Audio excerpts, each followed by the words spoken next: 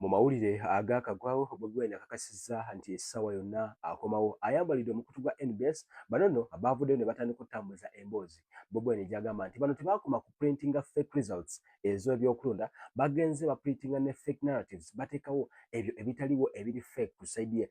So apparently baavuddeyo ne bagamba nti gavumenti ya Uganda ate kw'ossa ne aba National Unity Platform nga bakulembeddwa Benjamin Katana, Lewis Lugongoya ate kw'ossa ne Lob ayitibwa Joel Ssenyonyi. Bano be bali mu kubanga banegotiatinga okulaba nga Bobi Wine akomawo ewaka baleme kubanga bamuteekako emisango. Bobi Wine avuddeyo n'abambali n'agamba mulekera gye bayise ba peddlers. Peddlers ndowooza baba batembeeyi aba atunda obuntuntu obutiiniti naye nga tebumalaayo. Njagala osooka olakinge obutezeeko munno. Bobi Wine atabadde na bigambo biwomu agambye nti lwaki eddembe lyange lirina okuba nga liteesebbwako kati bino byatandikiddewa kyekinyusi. Omukutu gwa NBS olunaku lw'ejjo nga bagenda bateekayo story nga bagamba nti NUP abakulembeze bayo nga bakulembeddwa mu Benjamin Katana bali mu nteeseganya ne gavumenti okulaba nga mwami Robert Kyagulanyi Ssentamu akomawo kuno atandike okuba nga akakalabya emirimu gye. Bobi Wine agambye nti nedda tetulina enteeseganya zonna ze tugenda mu maaso. Kusaba nno sookola kinge bino bituuse binyumira. Robert Kyagulanyi Ssentamu ng'asinziira wali mu America mu Washington DC akomirimu gye yagendako egy'okulaba nga struggle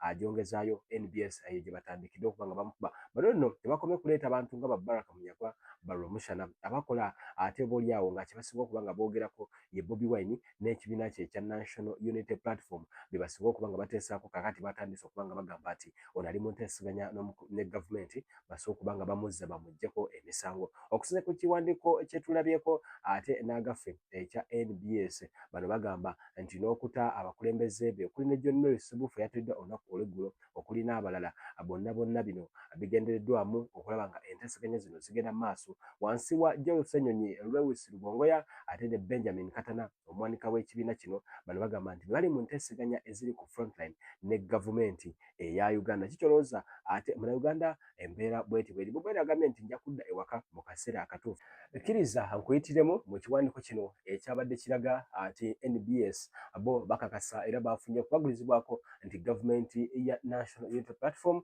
abakulembeze ne gavumenti eya Uganda yeemera gavumenti olw'ensonga nti ebeera ku ludda okola ki oluvuganya kitegeeza nti yeba opposition government. Kakati waliwo enteeseganya okusinza ku NBS eziri quiet. Bobi Wine agambye nti bano bafere tebafuddeyo ku biki bye bazze bakola wabula bongereddera okuba nga bafere ki ogwo ekyolowooza NBS kyeyagaza mwami Robert Kyagulanyi Ssentamu.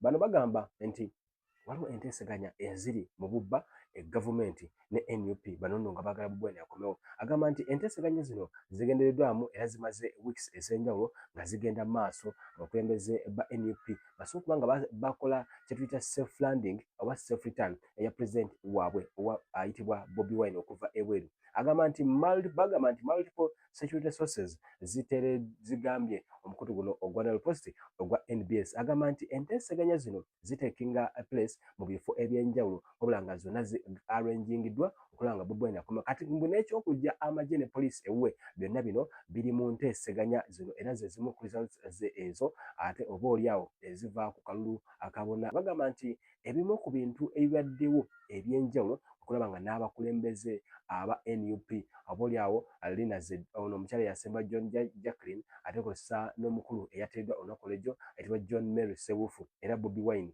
abantu be okuli Katana Ssenyonyi be baligenda mu maaso n'okulaba nga enteeseganya zo zigenda mu maaso. NBS bagamba nti gavumenti ambassador wa United Nations era nga ex official wa cabinet ayitibwa Adonia Ayebare yagambye agambibwa okuba nti ali involved mu discussions zino. Adonia Ayebare ndowooza akiikirira gavumenti eya Uganda. Bano bagamba nti we bakontaktinze omukulu ayitibwa Katana kakati wulira Katana ye yabyegaanye n'agamba nti tali aweya nti waliwo n'enteeseganya zino kyokka nga bano bagambye nti ono yaliidinga enteeseganya zino. Kati ate Lugongoya ne Ssenyonyi bano bo tebaasobodde kubanga babafuna wulira ate ne bagenda mu maaso ne bapublishinga babakakasa nti waliwo enteeseganya zino.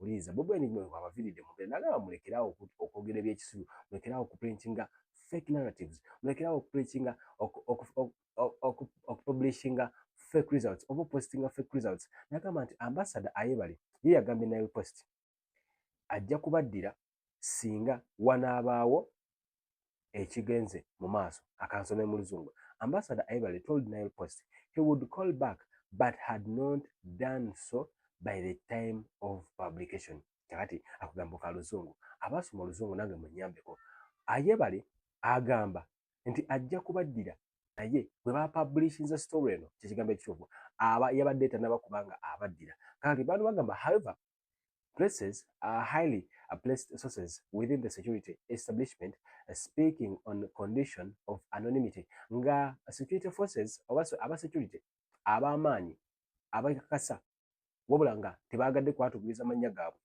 bagambye nti ebyaddala waliwo enteeseganya ez'enjawulo ezitudde here and there era nga zibadde zitula n'abakulu aba security era kyekisonga lwaki ne poliisi n'amagye baavudde mu maka g'omukulu Magerere. Assalamu alaikum warahmatullahi wabarakatuh. Yenze Haji Arun omusomi w'edduwa asangibwe Bulumagi ku luguudo lw'Ejjinja nkola ku bintu ebyenjawulo ng'emuli endwadde zitawaanya abantu aba bulijjo nkola ku abo bonna abalina ebizibu mu mukwano bw'oba olina ebizibu mu mukwano jangu gyendi era nsobole okumalira ensonga nkola ku mikisa egy'emirimu nkola ku abo abaagala okugenda ebweru muntu nk'okozesebwa amajiini okozesebwa saitwani ebyo byonna mbikolako osobola okukozesa ennamba z'olaba ku screen oba okuweereza obubaka ku WhatsApp. Bano bagamba nti sources ezezimu zigamba nti sides ez'enjawulo ziri mu nga zifinalizinga okulaba nga Kyagulanyi Ssentamu akomawo ne party ye basobola okuba nga bakola emirimu gyabwe okaludde bunnyo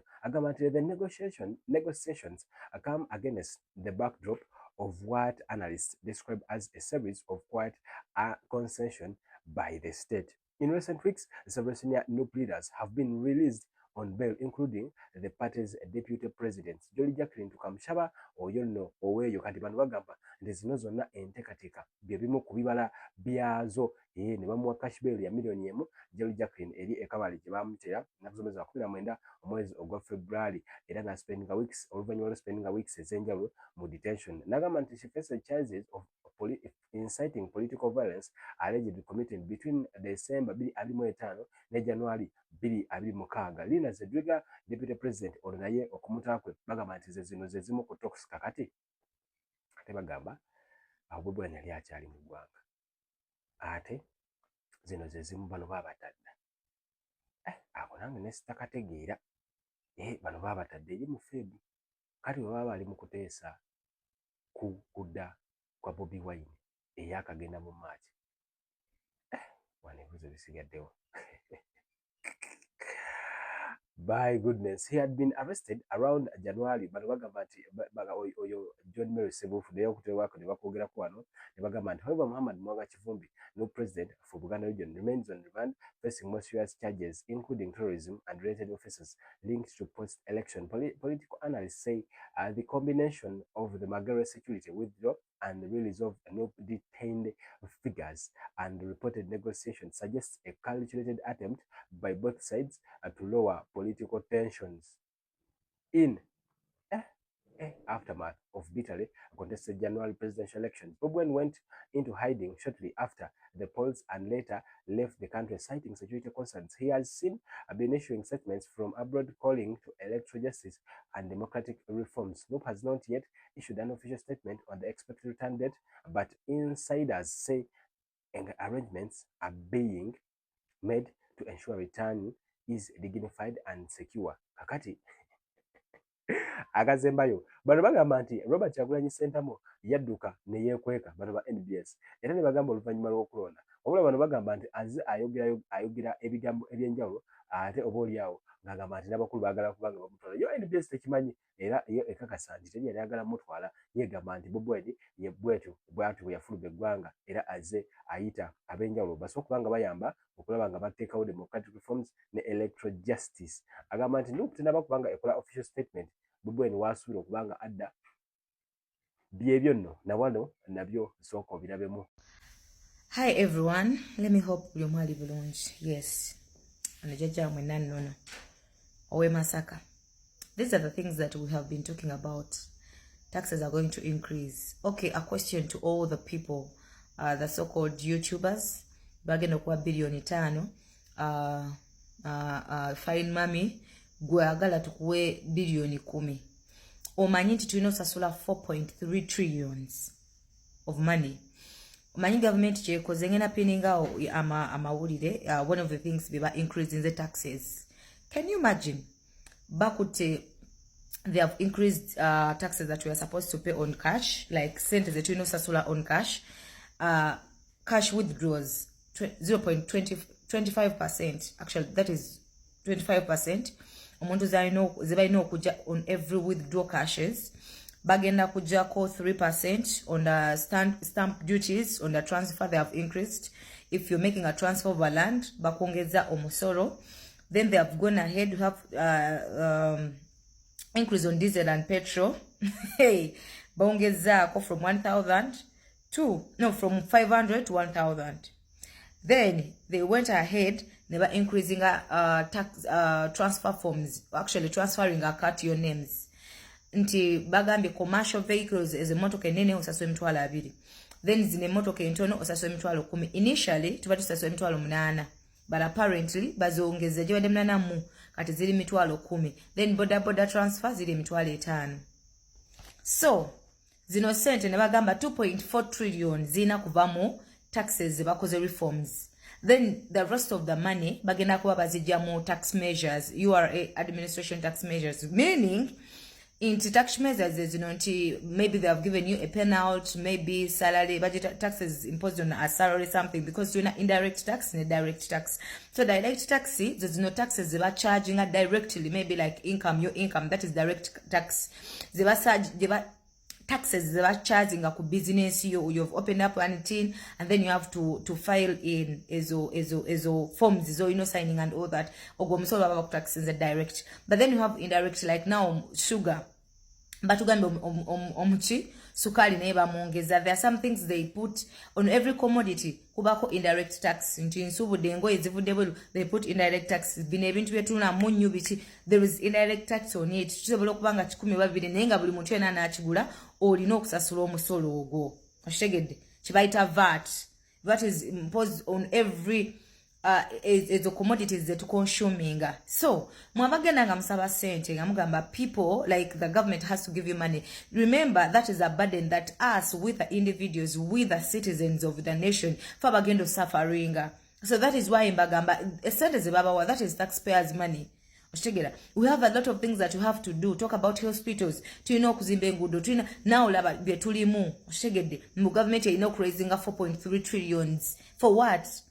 What is the use of this 4.5 trillions? Because okay, me as a Ugandan, I'm very okay to pay that money. But can you show me what has the 4.8 trillion chezikoze? Can you give us the accountability? Because I'm a Ugandan. If I pay tax, because omna Uganda, asasula tax kuli commodity, consumption commodities. But to sasolo musolo. Can you give us accountability for the money that you are paying every year? Omusolo gwe mutaxinga abali direct and indirect. Can you show us the accountability?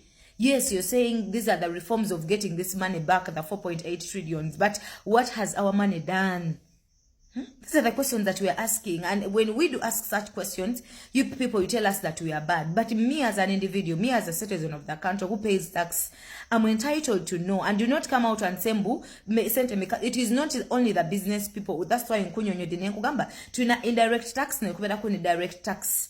Era bakugamba nti 2.3 trillion zigenda kuva mu increase all the reforms bachise reforms okasiga akazigo ne increase mwezo taxes zetubadde tusasula ebintu ebindi tubadde nga amafuta abagongeza registration of the car and other things bibongeza nti sente 2.3 trillion zigenda kuba ziveeyo. Then the rest of the money zigenda kuba ziva mu URA administration measure. You fail to pay on time, you fail to file back your things on time, back penalty. There are some penalties they do give you. So bine byebintu byetwogerako mwa abagala otwala sente ezemutakoleredde maziga gafege mukolya nti abantu bakolya munnaku bakolya mu bugubi ogendayo mu kikubo ezo zonengo ezemulaba bazitaxinga bongeza ne sente the imported clothes ezijja mu gwanga zona bazongeza omusolo oshitegedde omunaku agenda vano kubanga sobola kuyita bwerere ngena gula olugwe rwoguze nako kuliko omusolo. You get what I'm saying? Nti abantu sente ze tusasulya mu gubi n'olaba abantu mu abeeyita abali obulungi naye tubagamba ebigambo bino mukozese sente zo nga bwe mwagala. That is taxpayers money. That is taxpayers money. Ebikolwa byammwe biri bagoberera. Abantu bali mu bugubi because you are the government. Since omuntu munnansi talina kyasobola kukola, so you have gwe kyomuteddewo kyekyo. Your word is final. It's like a dictatorship thing. Your word is final. You cannot even compensate. You cannot even look at the condition of the people in the nation.